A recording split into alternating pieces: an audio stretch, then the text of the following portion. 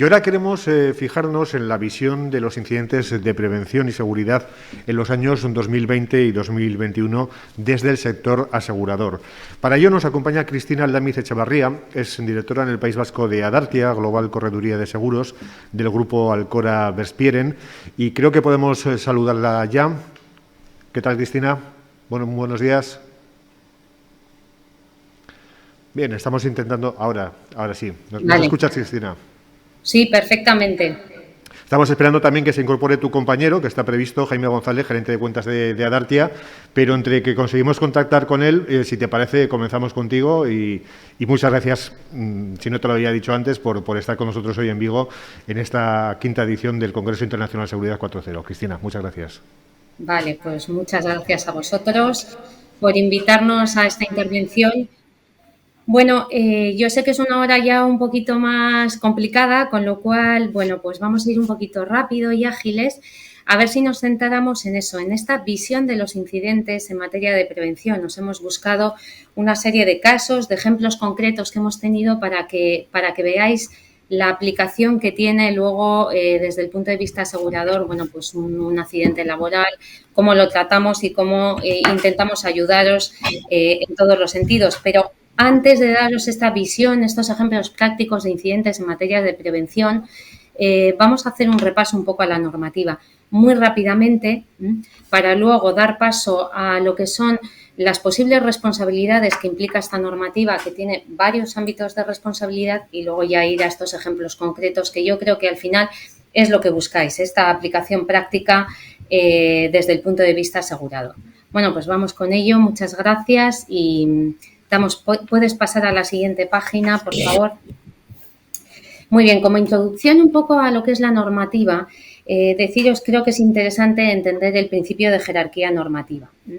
En la cúspide, como veis, de la jerarquía normativa de la prevención de riesgos laborales está la Directiva 391 del año 89. De las directivas europeas, de todo lo que compone el acervo jurídico europeo en materia de prevención de riesgos laborales, la verdad es que esta directiva es la más importante. Intenta promover la mejora de la seguridad y salud de los trabajadores en el trabajo y contiene el marco normativo general que opera en toda la política de prevención comunitaria. Todos los países han tenido que adaptarse sus leyes nacionales a esta directiva. Y luego vamos a ver un ejemplo práctico, porque os vamos a poner un caso de un incidente que ocurrió en Alemania. ¿Vale? Por ir a nuestra propia legislación, seguiríamos en esta jerarquía normativa con la Constitución española. Después de la Constitución española, indudable, que habla también de la prevención y de la seguridad y de la salud de los trabajadores, iríamos a la ley más importante que tenemos en esta materia, que es la 31/95. Este es el marco básico español en materia de seguridad y salud. Esta ley ha permitido desarrollar múltiples reales decretos y reglamentos que al final amplían las bases de esta ley. Realmente cada real decreto luego amplía esta ley en aspectos muy concretos, como pueden ser el Real Decreto 39/97, que es el desarrollo de los servicios de prevención. Tenemos pues otro ejemplo, el Reglamento 488/97 de pantallas de visualización de datos, el 614/2001, que es el Real Decreto relativo al riesgo eléctrico. Es decir, que luego cada uno, Real Decreto y Reglamento, va a aspectos muy concretos que marcan listones que nadie puede pasar, ¿vale? Son requisitos mínimos en los que nadie puede, mínimos indisponibles, ¿vale? Y ya por último, en este rango legislativo tenemos los convenios colectivos, contratos de trabajo y usos y costumbres. ¿Qué queremos decir con esta jerarquía normativa? Que un contrato de trabajo nunca puede contravenir un convenio laboral nunca puede contravenir o infringir reales decretos y reglamentos, y mucho menos los reglamentos, la ley, la Constitución y la normativa europea. Dicho esto, que es un resumen muy rápido de la normativa que tenemos española en materia de prevención, doy paso a mi compañero Jaime para que explique las más importantes, la normativa más importante. A todos, vamos a ver un poco, muy rápidamente, el contexto legislativo referente a la prevención de riesgos laborales y, bueno, el primer inicio de esto es un poco el compromiso que adquirimos los países con el convenio 155 de la Organización Internacional del Trabajo, ¿no? Que es del año 81. De ahí, pues, deriva básicamente la Ley 31 del año 95 de prevención de riesgos laborales, que está basada fundamentalmente en la Directiva 391 del año 89, pero que también recoge otras, como son la 85 del 92, la 33 del 94 y la 383 del 91, relativas a la protección de la maternidad, de los menores en el trabajo, de los trabajos temporales y de las empresas de trabajo temporal. Posteriormente, y muy resumidamente, vamos a ver el Real Decreto 39 del año 97, que está referido, bueno, que aprueba el reglamento de los servicios de prevención, y también vamos a tocar ligeramente el Real Decreto 1627 sobre obligaciones del coordinador de seguridad y salud en la ejecución de la obra. Finalmente, otra legislación importante es el Real Decreto Legislativo 5 del año 2000, que aprueba el texto refundido de la Ley sobre infracciones y sanciones en el orden social y que comentará posteriormente mi compañera Cristina. Bien, vamos con la Ley de Prevención de Riesgos Laborales, Ley 3195. ¿Qué pasa? Vamos a ver. Bueno, tiene por objeto, pues, fijar el marco básico de garantías y responsabilidades preciso para establecer un nivel adecuado de protección y seguridad en el trabajo. Esta normativa tiene una vocación de universalidad, porque no solo afecta a la legislación laboral, sino que también incluye la administración pública. Por tanto, afecta también al estatuto de los funcionarios públicos. Hay un deber de coordinación que se impone a los empresarios que desarrollan sus actividades en un mismo centro de trabajo, y con las contratas o subcontratas que realicen, de tal manera que, aparte de cumplir la normativa, uno tiene que vigilar el cumplimiento de la misma por parte del resto de entidades que intervienen en la actividad empresarial, ¿no? Y luego, como instrumento, pues, lógicamente, el empresario dentro de la empresa se pueden, hay distintas maneras de hacerlo, se pueden nombrar personas responsables de la prevención, puede haber un equipo de prevención propio o puede haber un servicio de prevención de riesgos laborales ajeno por entidades especializadas. Tras regularse los requisitos de los fabricantes, importadores, suministradores de productos y útiles de trabajo, la ley aborda también el tema de las sanciones e infracciones. El empresario debe realizar la actividad preventiva y adoptar las medidas necesarias, pues, para garantizar la seguridad y salud. Y la atribución de funciones en materia de prevención para designada a los trabajadores o a servicios de prevención, ya sean propios o ajenos, no exime del cumplimiento del deber por parte del empresario. También comentar que esta ley habla de las obligaciones de los trabajadores. Como no podía ser de otra manera, pues lógicamente corresponde a cada trabajador velar por su propia seguridad y por la de sus compañeros u otros trabajadores que intervienen o que existen en esa actividad empresarial, ¿no? Por lo tanto, tiene una serie de deberes, pues, por ejemplo, utilizar adecuadamente las máquinas, aparatos útiles de trabajo,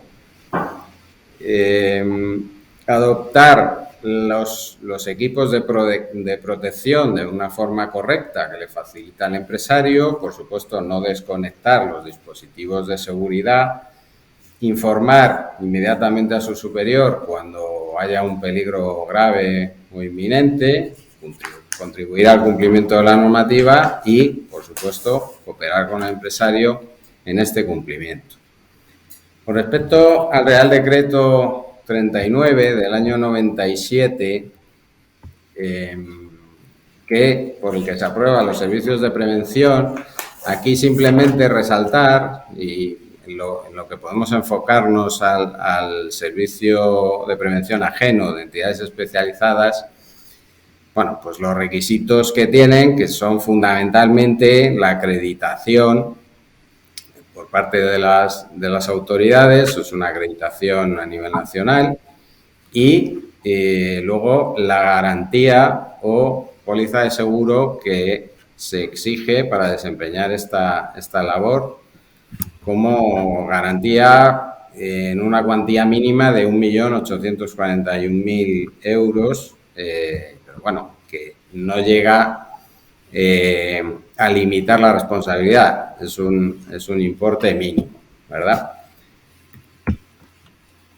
Con respecto al Real Decreto 1627, también del año 97, y las disposiciones mínimas de seguridad y salud en las obras, comentar que, bueno, la figura del coordinador de seguridad y salud se designa cuando en la obra intervienen o más de una empresa y trabajadores autónomos o diversos trabajadores autónomos. Es decir, cuando existe un deber de coordinación, ¿no? De coordinación de actividades empresariales. La designación en fase de proyecto o en fase de ejecución de obra puede recaer en la misma persona y es una figura designada por el promotor. Es el técnico competente del que habla el Real Decreto el que lleva a cabo pues todo este tipo de funciones para coordinar la seguridad y salud.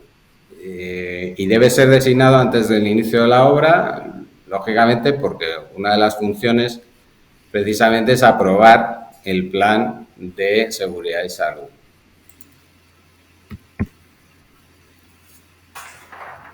Comentar también que como requisitos del coordinador de seguridad y salud, bueno, el primer punto, claro, el Real Decreto habla del técnico competente. El técnico competente no se especifica a qué profesiones corresponde. Entonces nos tenemos que ir a la LOE, a la Ley de Ordenación de la Edificación, la Ley 38 del año 99, donde se especifica que esta figura técnico competente puede ser desempeñada por un ingeniero técnico, un arquitecto o un arquitecto técnico.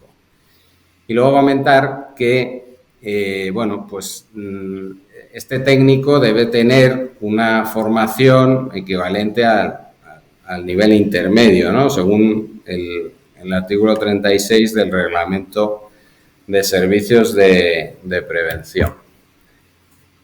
Como funciones principales, pues bueno, tenemos la coordinación de las actividades de la obra para garantizar la aplicación de los principios de acción preventiva.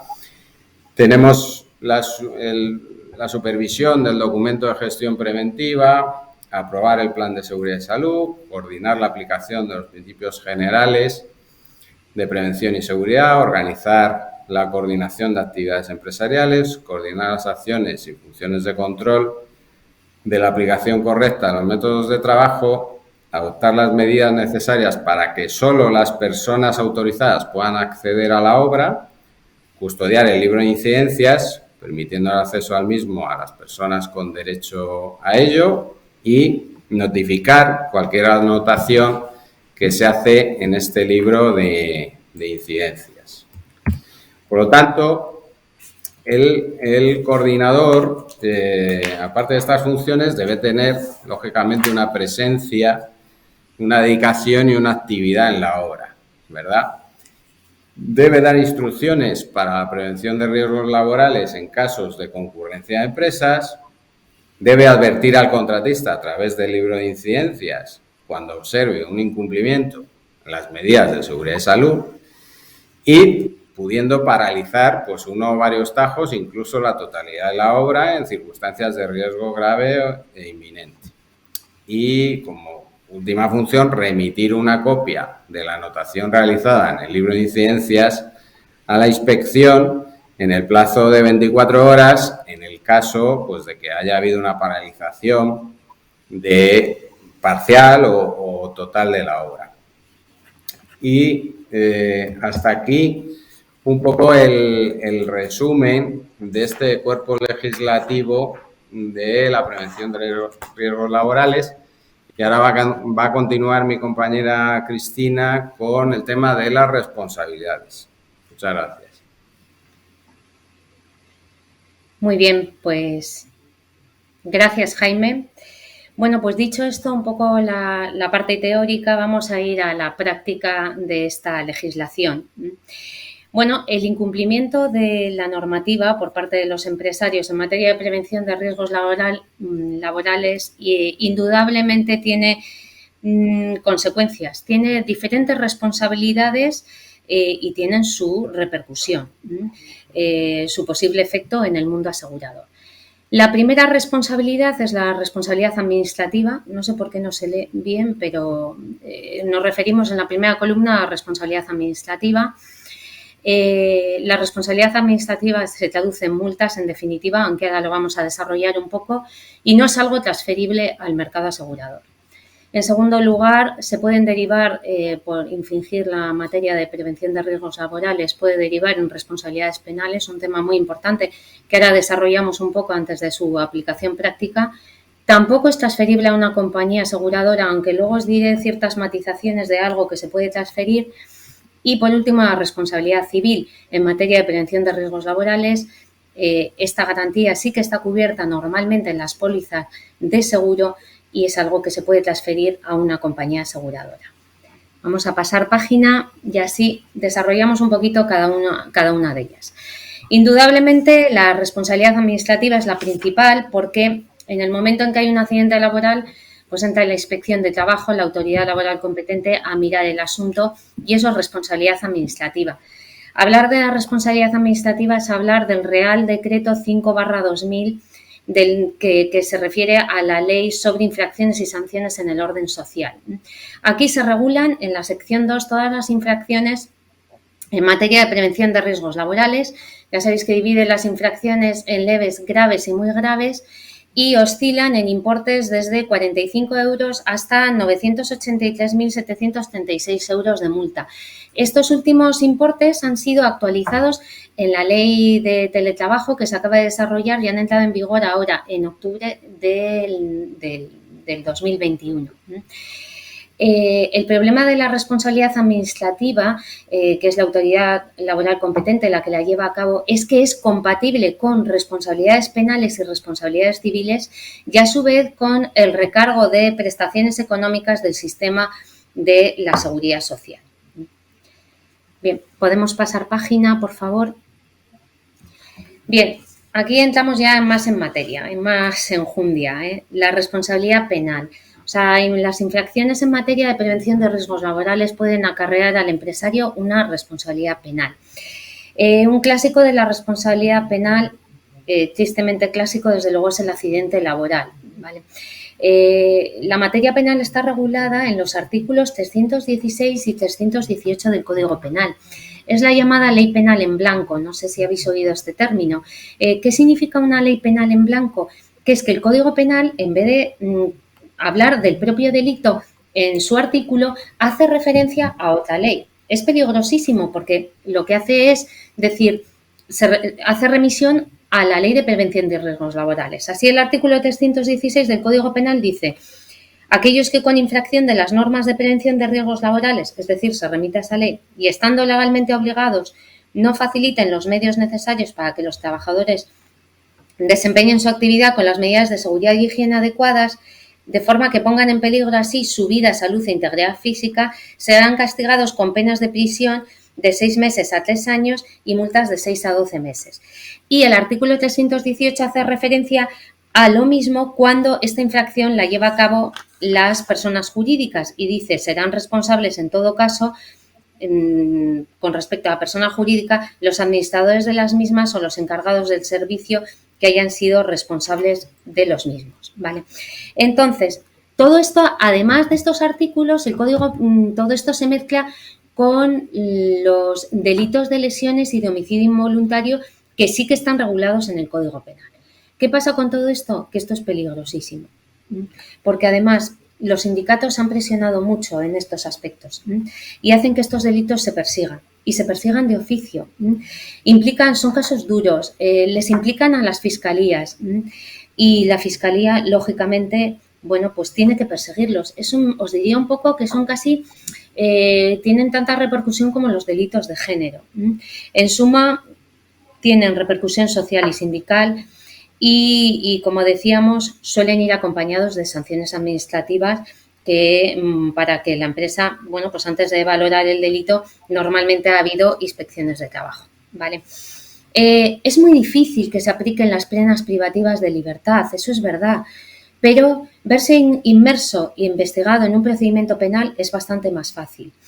Normalmente las penas van más hacia penas de multa o inhabilitaciones profesionales. ¿Qué tiene de peligroso un tema penal para un empresario? Que si tiene abierto un caso, como los temas penales duran mucho, si tiene abierto un caso un empresario en la vía penal y no se ha resuelto y tiene otro accidente laboral, ahí sí que tiene más peligro de poder verse expuesto a una pena privativa de libertad, pero no es lo normal, ¿vale? ¿En qué os puede ayudar el mercado asegurador en la parte de responsabilidad penal? Bueno, pues como es lógico y os podéis imaginar, nadie puede ir a la cárcel por vosotros, ni se pueden transferir las multas, como hemos dicho, ni las multas de tráfico, ni las multas administrativas, ni las multas penales. Pero sí que si tenéis una inhabilitación profesional por sentencia judicial firme y no está calificada de dolo, sino que ha sido por multa o negligencia, hay algunas pólizas que sí que incorporan dentro de sus coberturas un subsidio mensual durante un tiempo de inhabilitación profesional en caso de que ocurra esto, y lo que sí que está contemplado en las pólizas de directivos de altos cargos es la cobertura de los gastos de defensa en materia penal por prevención de riesgos laborales, ¿vale? Los gastos de defensa que son importantes porque son procedimientos que duran bastante tiempo y que es importante que al menos tengáis esa cobertura. Si puedes pasar página, por favor.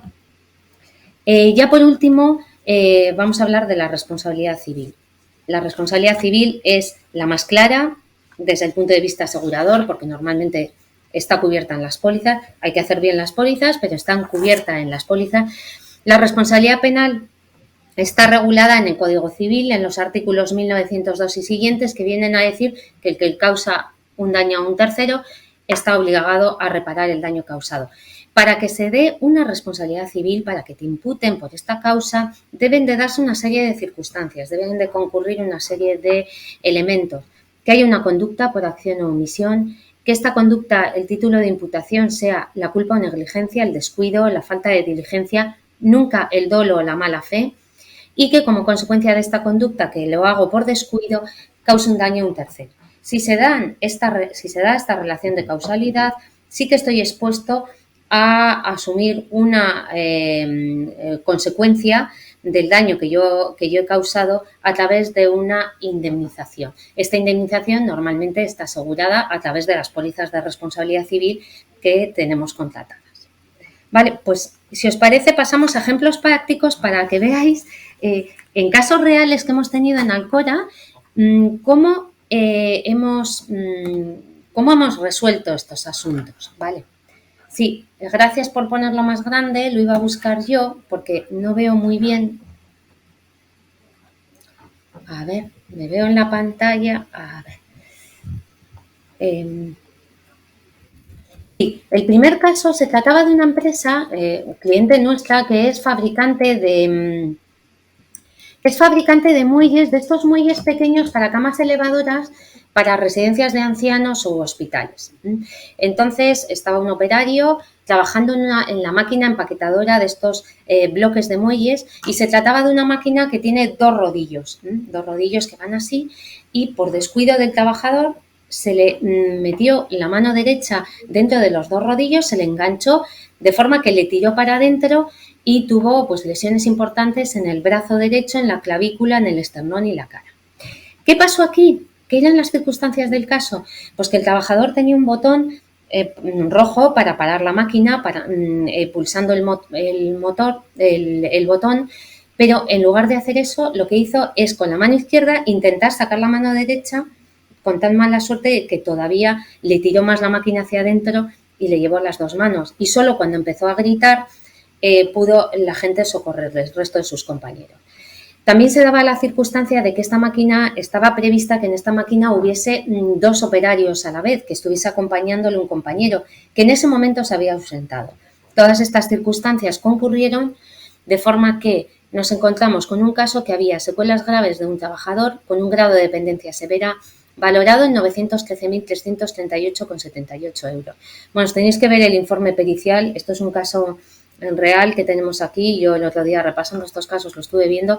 La verdad es que el hombre quedó en un grado de dependencia severa, tenía 43 años y el informe pericial es desgarrador. Lógicamente,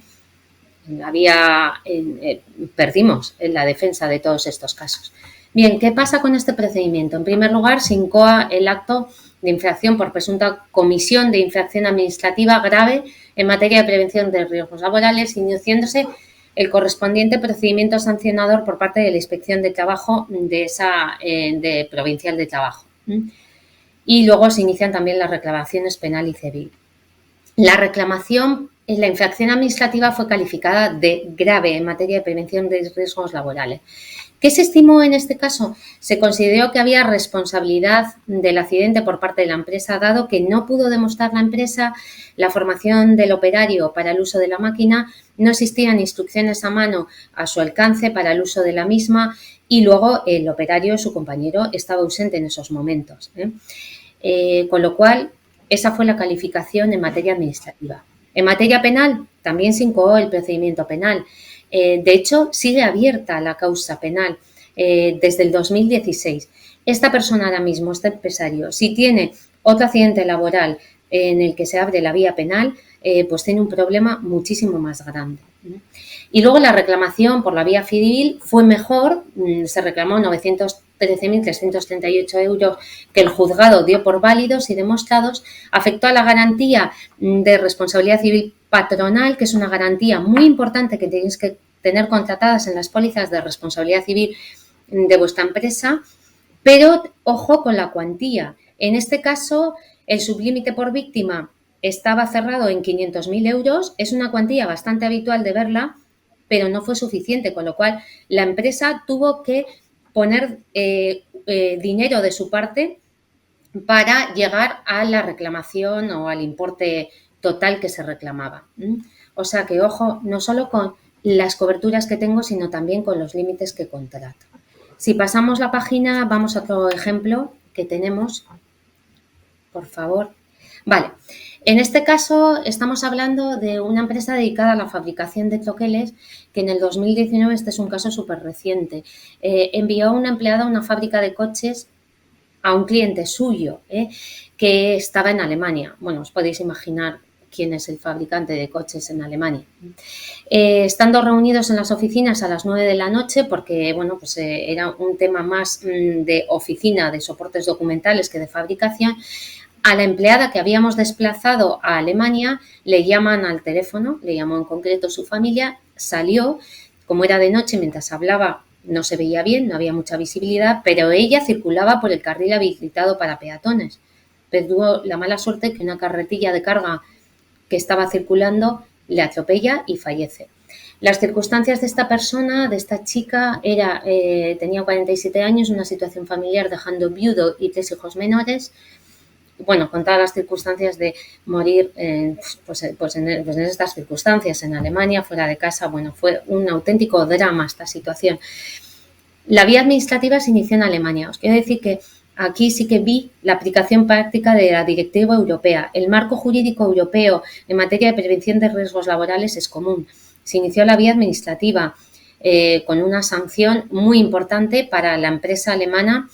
¿Aquí qué se estimó en este caso para la sanción en vía administrativa? Que la carretilla esta de carga no había encendido las luces para, bueno, pues avisar de su presencia, y además no había un operario que estaba ayudando a la maniobra que estaba realizando la carretilla.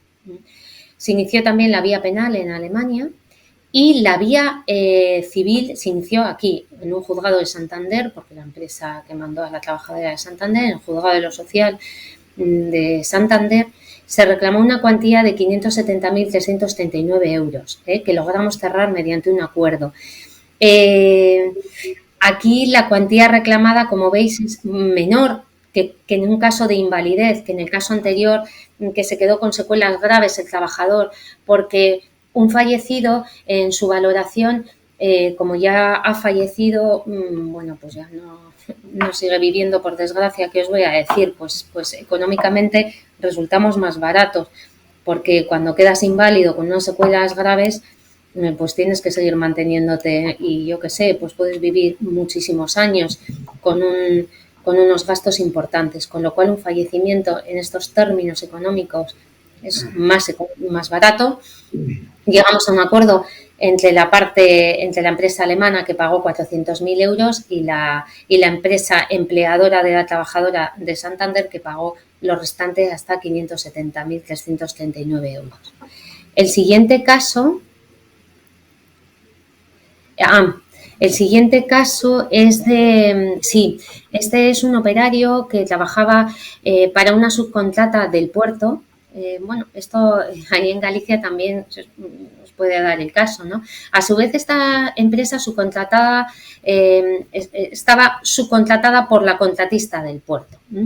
Y aquí, bueno, pues nuestro asegurado mandó un operario, nuestro asegurado, que era la subcontrata, mandó un operario al puerto y utilizó una carretilla elevadora, pues que debió de pedir prestado por ahí a la empresa contratista, yo creo, y desconociendo las causas, este operario se cae al agua y fallece. La situación era de viuda y 2 hijos también, no recuerdo aquí la edad que tenía el trabajador. Y, por supuesto, pues se abre la vía administrativa, calificándose de grave el caso en materia de prevención de riesgos laborales.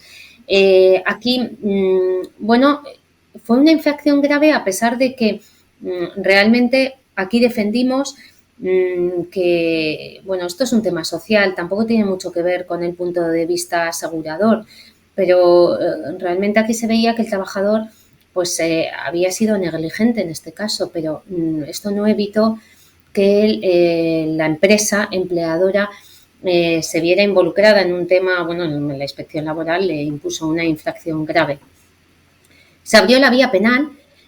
Aquí se abrió la vía penal no por la acusación particular, porque, como os digo, aquí había mucho que decir del operario, ¿no? Y de la actuación del operario. Pero fue la Fiscalía la que persiguió el caso, y aún es así, la Fiscalía mantiene abierto el caso desde el 2018. No conseguimos, a pesar de que llegamos a un acuerdo en la vía civil, intentamos hablar con la Fiscalía para que estuviese de acuerdo con el importe económico que abonábamos a la familia, que cerrase la vía penal. La vía penal sigue abierta. En la vía civil la reclamación fue de 550.000 euros. Llegamos a un acuerdo de 420.000 con la familia, pero lo que os digo, no fuimos capaces de negociar el cierre de la vía penal, al ser la Fiscalía la que persigue de oficio este caso, y no la acusación particular, que sí que dio por cerrado el caso con el pago del importe. Por último, ya sí que poneros un ejemplo de un tema de coordinación de seguridad y salud que tuvimos en una obra que ocurrió en una vivienda unifamiliar. Desgraciadamente, un trabajador de la obra, que era albañil, sufrió un accidente grave al caerle una vigueta en la cabeza, que le ocasionó pérdida de autonomía y necesidad de ayuda para las tareas propias de la vida cotidiana. Aquí, desde luego, la vía administrativa, tuvo la constructora una sanción de 8.000 euros, también por infracción grave. Aquí lo que se alegó Bueno, la infracción, el informe de trabajo consideró que la responsabilidad del accidente es de la empresa constructora y del coordinador de seguridad y salud, dado que las causas del mismo fueron realizar labores sin vigilancia, control y dirección de la persona competente y emplear un procedimiento de trabajo inseguro. Nuestro asegurado fue citado en el juzgado de instrucción para declarar en la calidad de investigado y, bueno, pues al final se abrió la vía penal también. Por parte de la vía civil conseguimos cerrar un acuerdo por un importe de 300.000 euros y en este caso sí que conseguimos el sobreseimiento del procedimiento penal mediante el pago de esta cuantía de 300.000 euros en la vía civil. Vale, pues estos son los ejemplos que os queríamos poner, que esperemos, bueno, pues que esperamos que hayan sido de utilidad desde el punto de vista que podéis ver un poquito que la infracción en materia de prevención de riesgos laborales tiene varias consecuencias o varias responsabilidades, tanto administrativas, penales y civiles, y cómo estas responsabilidades luego tienen distintas aplicaciones desde el punto de vista asegurado. Ya por último, deciros que un tema interesante que queríamos citaros es el tema de la seguridad industrial y la ciberseguridad. Es un tema muy actual, pero creemos que es importante como parte de la prevención de riesgos laborales, porque es indudable que la prevención de riesgos laborales en la industria, una de las finalidades de la industria 4.0, es utilizar las tecnologías, la inteligencia artificial, el uso de la robótica para minimizar los riesgos de los trabajadores. Las tecnologías de la industria 4.0 permiten anticiparse a predecir accidentes laborales. Esto es una realidad y es parte de la prevención de riesgos.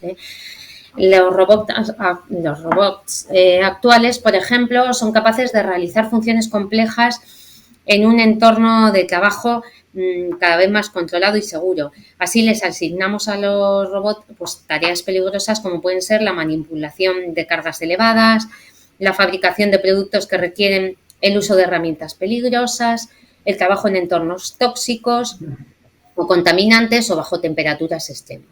También estamos utilizando drones en temas peligrosos. Ahora estamos viendo en el volcán de La Palma todo lo que utilizamos los drones, la aplicación de los drones en la agricultura, en materia de prevención, en detención de incendios, en seguridad de estudios geológicos o control de calidad del aire, del agua, etcétera.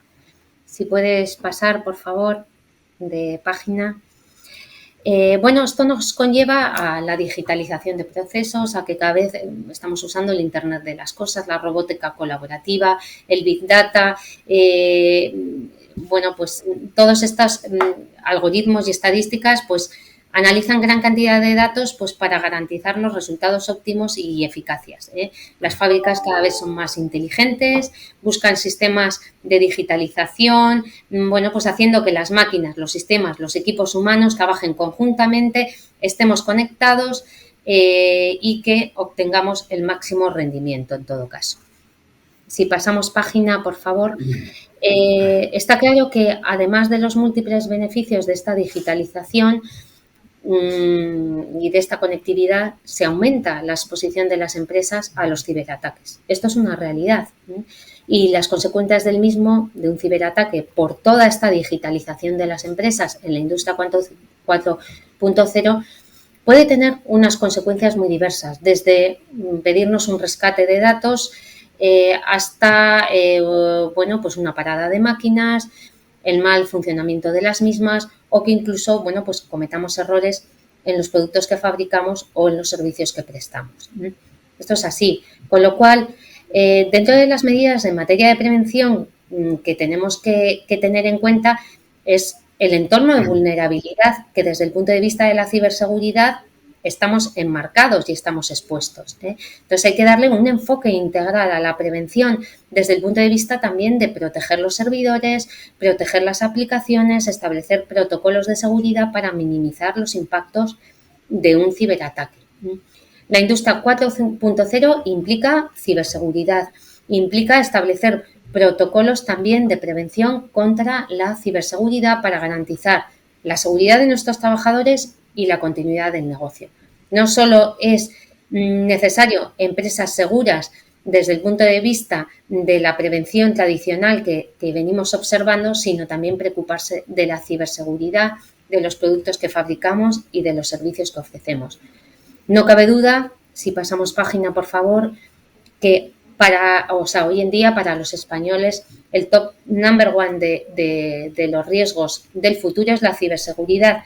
Está siendo en el año 2021 y lo va a ser en el 2022, como veis en esta gráfica reciente que se ha publicado y que expone claramente esta situación. Si pasamos página, por último, indicaros que desde el punto de vista de los riesgos cibernéticos, también el mundo asegurador estamos intentando ayudaros en esta nueva necesidad que está surgiendo a través de los llamados ciberseguros o seguro de ciberriesgo, ¿no? O seguros cyber, lo podéis, os pueden llegar de muy diversas formas de información de este tipo. No están del todo desarrollados, son seguros que acaban de nacer, nacieron en el 2020, se están desarrollando en el 2021, para mi gusto tienen que mejorar, pero sí que son un avance para ayudarnos en esta necesidad incipiente que sin duda está saliendo. Si pasamos ya a la última slide, podéis ver un poco el enfoque que dan estos seguros, las soluciones que nos dan. A día de hoy no están nada mal, aunque no estén todo lo que nos gustaría, tengan la amplitud de todos los que nos gustaría. Yo os digo que desde luego, desde el punto de vista calidad-precio, ofrecen unos servicios importantísimos. Lo primero, porque para hacer un seguro de este tipo te piden un amplio cuestionario y te hacen como una especie de revisión un poco de lo que son tus sistemas. Este primer triaje se hace a través de especialistas en ciberseguridad, porque las compañías aseguradoras que trabajan estos riesgos, que son las top number one del mercado, como son Allianz, Mapfre, compañías americanas, Chubb, AIG, están trabajando con Deloitte, están trabajando con empresas de primer nivel, y aunque sean empresas más pequeñas, pero que son especialistas en ciberseguridad y que lo que te hacen es un triaje, y en el momento en que tienes un primer incidente te hacen un análisis rapidísimo de lo que te ha pasado y te dan unas primeras pautas de actuación de, oye, has tenido esta circunstancia, no actúes, paraliza esto o solo esta parte, te dan unas primeras pautas de actuación, además de cubrirte luego una serie de temas, como son los daños propios que has tenido, gastos en recuperación de datos, incluso podemos llegar en pólizas más desarrolladas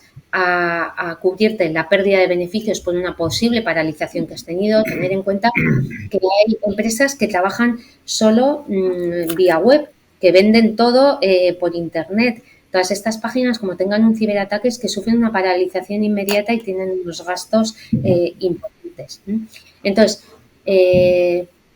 aparte del enfoque de daños propios y de cubrirte este tema de recuperación de tu actividad y la pérdida de beneficios que puedas tener, incluso gastos de mitigación que hayas podido incurrir porque, pues por imagen o por gastos pues para mitigar el daño que has tenido frente al impacto social que ha tenido o en redes sociales este parón que has tenido. También te cubre, en el caso de pedirte rescates o de una extorsión, te puede llegar a cubrir estos importes de estos rescates o daños por la suplantación de identidad que hayas tenido, o el uso fraudulento de esta identidad, de este uso falso o suplantación de tu identidad. Y luego también te cubre responsabilidades frente a terceros en el caso de que se hayan visto vulnerado, datos especialmente protegidos, haya habido una vulneración de datos personales especialmente protegidos y que un tercero se haya visto perjudicado. Bueno, pues hasta aquí llega nuestra intervención. Esperamos haber podido ayudaros en daros una visión de lo que son incidentes reales en materia de prevención y luego, bueno, pues esta visión ya más a futuro que podéis tener de la prevención en la industria 4.0 y estamos a vuestra disposición para ayudaros a resolver pues, cualquier duda si es que queréis exponernos alguna cuestión. Muchas gracias.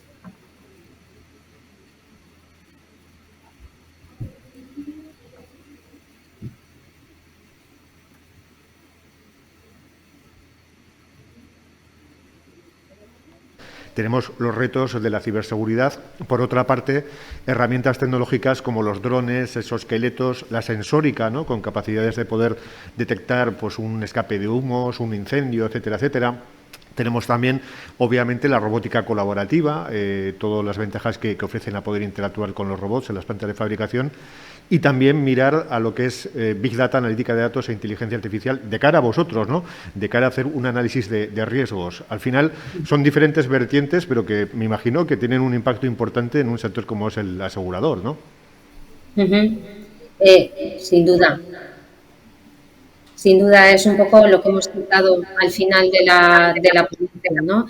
Estamos ya en empresas inteligentes y podríamos hacer una charla de la repercusión que tiene. Hemos ido al producto de ciberseguridad, pero os puedo decir, los propios robots también tienen su propia responsabilidad. Pueden causar un daño físico o un daño material, con independencia de que haya un ciberataque o no haya un ciberataque. El propio uso de esta nueva máquina y de estos nuevos sistemas pueden causar daños de por sí que tenemos que ir contemplándonos en las pólizas tradicionales que tenemos, en las pólizas de daños, en las pólizas de responsabilidad civil. Todo esto lo tenemos que ir actualizando. Tenemos que tener las pólizas al día, tenemos que ir transmitiendo a los que son nuestros asesores en seguros, de cómo vamos avanzando para que en paralelo vayamos actualizando las pólizas y vayamos todos alineados en cubrir estos temas. Es que podríamos hacer una charla solo de la repercusión que tiene la industria 4.0 en el mundo asegurador en todas las vertientes de los seguros. No solo cuando aquí lo hemos solo restringido, limitado a los ciberataques y a la póliza de ciberseguridad porque es la más actual, pero es que afecta a todas las pólizas que tengamos contratadas. Luego, no sé si hay alguien en el público que quiera formularos alguna pregunta. De momento, para mantener la tensión, sí que te hago llegar una que, me han mandado, y es, según, tanto a ti como a Jaime, Cristina, según vuestra experiencia, ¿a qué argumentos suelen ser los empresarios más receptivos para proteger sus diferentes responsabilidades? Bueno, ¿quieres contestar tú primero, Jaime? Sí, bueno, vamos a ver, el argumento principal, digamos, de sensibilización de este tema, en primer lugar, es el propio core de las empresas, ¿no? Es decir, todo este peligro de ciberataques puede conllevar que la empresa pues sufra un robo no solo de identidad y de datos, sino de su propio, digamos, de su propia esencia, ¿no? Es decir, de su propio proceso de fabricación de temas, pues bueno, que son altamente secretos y que son pues de una peligrosidad muy importante porque pueden conllevar la desaparición de la compañía. Entonces, bueno, en este sentido, el tema de los seguros cyber, pues está cada vez más en boga y se está contratando, pues, por supuesto, por todas las compañías grandes y cada vez más por las pymes y por las pequeñas empresas. No sé si quieres aportar algo más, Cristina. Bueno, es que la pregunta no sé si solo iba referida a la ciberseguridad, ¿no? Porque también comentabas un poco a qué son reticentes. No sé si me la puedes volver a... La pregunta me había llegado incluso antes de que empezaseis a abordar el tema de la ciberseguridad y las nuevas tecnologías, o sea que creo que se refiere un poco a lo anterior.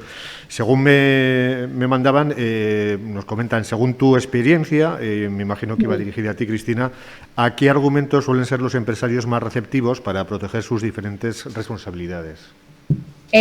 Bueno, pues en confianza, a ver, cuesta un poquito ver, hasta que no tienes un caso real, cuesta un poquito ver estas necesidades, ¿no? La verdad es que en ocasiones vas a explicar a una empresa, tienes que contratar esta cobertura de lo poco que se puede transferir, ¿no? Pero al final le contextualizas un poco la situación y parece que eres un poco agorera, ¿no? Tantas responsabilidades, pero ¿cómo me va a pasar esto? Tal. Y luego, cuando pasas, pues hay gente que se lleva las manos a la cabeza. Recuerdo cuando me decías esto y lo otro. A ver, en general, no sé, yo llevo ya muchos años en el sector, tengo unos clientes que confían perfectamente en lo que les dices y aunque les vas diciendo que tienen que aumentar, yo insistiría en los límites de indemnización, ¿vale? Que les dices cada vez las cuantías que se reclaman son más grandes y tal. Pero ¿cómo voy a poner 1 millón de euros y tal de sublímite por víctima? ¿Pero quién va a pedir esto? Al final, lo que parecía hace unos años que era una barbaridad de cuantía, sí que cada vez la gente está más concienciada, lo ve y es verdad que todos los años les va revisando capitales y bueno, puede ser un poco reticente en decir, oye, pues no me sube el seguro, es que esto conlleva una subida del seguro y tampoco estamos pasando ninguno por una situación fácil. Pero se va entendiendo, no sé, es que yo creo que todos somos gente muy, muy razonable, no sé, mi experiencia es buenísima con los clientes y al final se pueden quejar un poco y de las primas y de tal, pero entienden los temas perfectamente, ¿no? Quizá puede costar ver la envergadura que puede llegar a tener un asunto desde todos los puntos de vista administrativo, penal y civil y dicen qué barbaridad, pero es que ocurren, por eso os poníamos ejemplos reales. Eso sí, quizá lo que más puedes pensar pasa a otros y a mí no. Bueno, pues hasta que te toca, ¿no? Esa es un poco la visión que os puedo dar. Sí, me despedía de vosotros ya, Cristina. Quería agradeceros tanto a ti como a Jaime el haber estado con nosotros, el haber compartido vuestras experiencias en el sector de los seguros y nada, recordaros que ha sido un placer teneros con nosotros. Estamos ya terminando, así que Cristina Aldamiz Echevarría, directora en el País Vasco de Artea Global Correduría de Seguros del Grupo Alcora Bespieren y Jaime González, gerente de cuentas de Adartia, muchas gracias por compartir este tiempo con nosotros. Muchas gracias a vosotros. Un saludo. Bueno, pues vamos a hacer una parada hasta las 4 de la tarde. A la vuelta vamos a abordar temas de interés, como una mesa redonda sobre la protección de las y los trabajadores tras la pandemia, amenazas y oportunidades. Van a estar presentes en esta segunda parte de este congreso, pues Manel Bestraten, que es el del Movimiento Mises Global, Antón Costas, que es el presidente del Consejo Económico Social de España, o Ana Mejías, profesora de la Escuela de Ingeniería Industrial y responsable de la Concejalía de I+D del Concello de Vigo. Os esperamos online en la web seguridad40.com. También, si queréis venir físicamente, estáis invitados a acercaros hasta aquí, hasta el Salón del Círculo de Empresarios de Vigo. Y recordaros también que podéis dejar vuestros comentarios, vuestras fotos, vuestras reflexiones en Twitter con el hashtag Congreso Seguridad 40. Hasta las 4 de la tarde.